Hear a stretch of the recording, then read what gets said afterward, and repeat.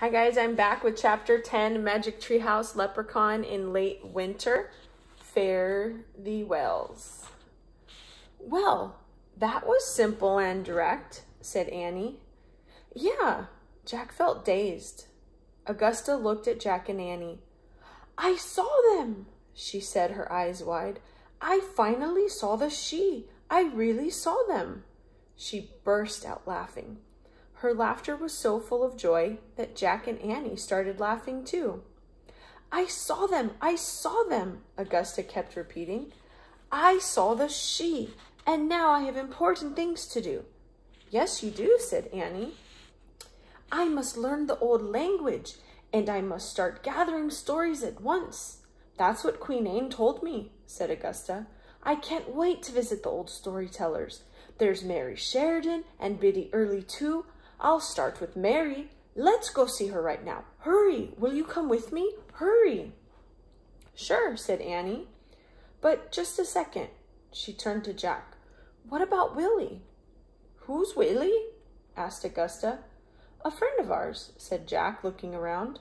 He said he'd wait for us, but where was he going to wait? Willie! Willie! Called Annie. I guess he's somewhere still on the other side of the river, said Jack.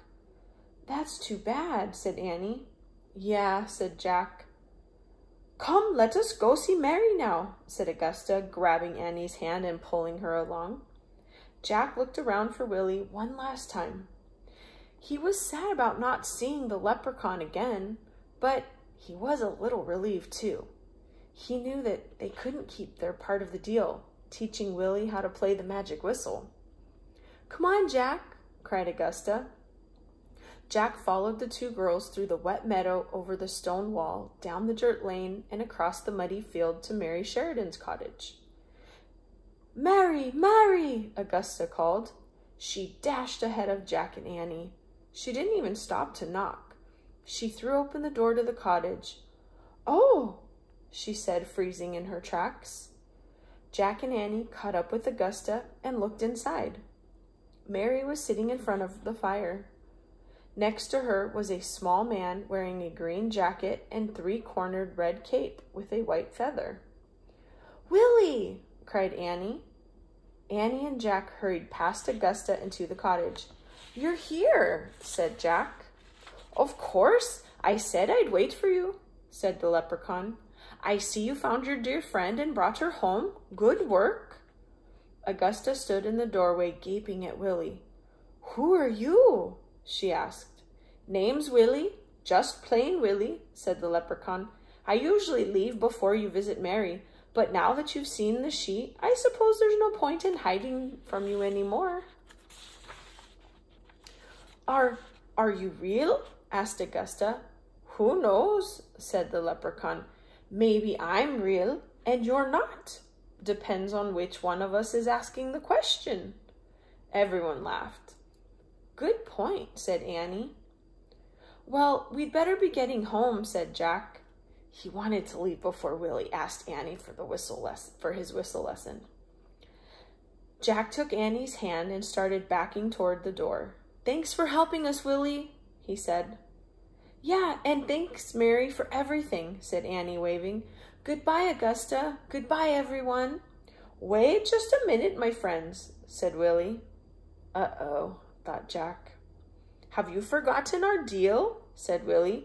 My fingers are itching to make beautiful music for Mary. Well, you see, there's a problem with that, said Jack, squirming.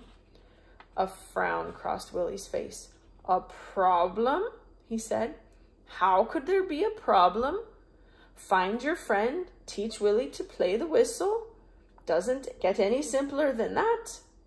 Right, said Jack. So what's the problem? Asked Willie.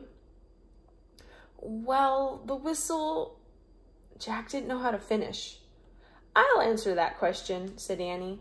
Willie, I'm going to be simple and direct and honest with you. Yes, said the leprechaun.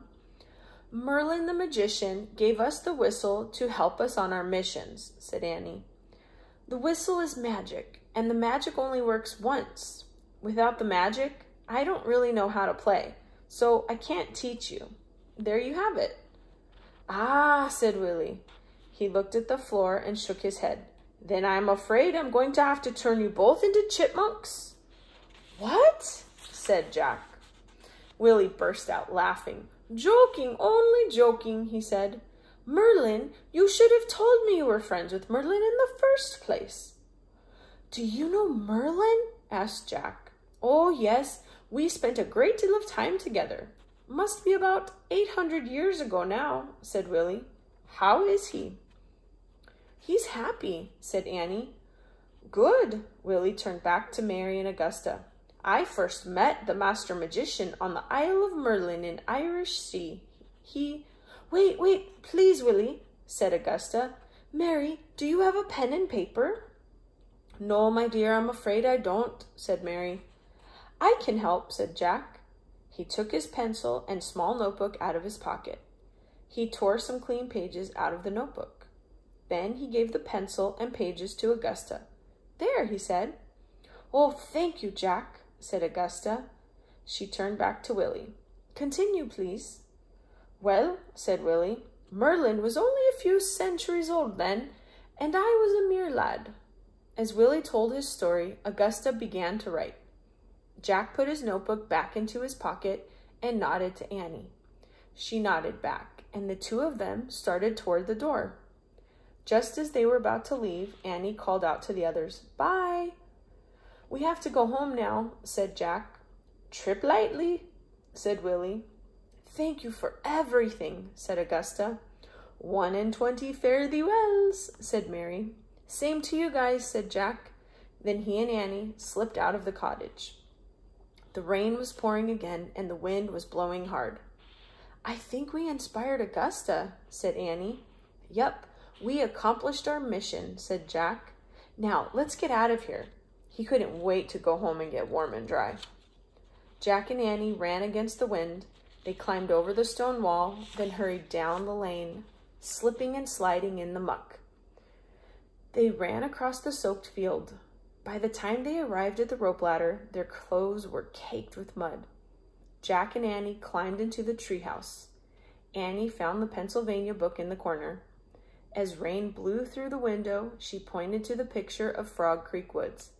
I wish we could go there, she said. The wind blew harder. The treehouse started to spin. It spun faster and faster. Then everything was still. Absolutely still. Okay, that's the end of chapter 10, and I will see you next time for the final chapter 11 to end our story. See you guys next time.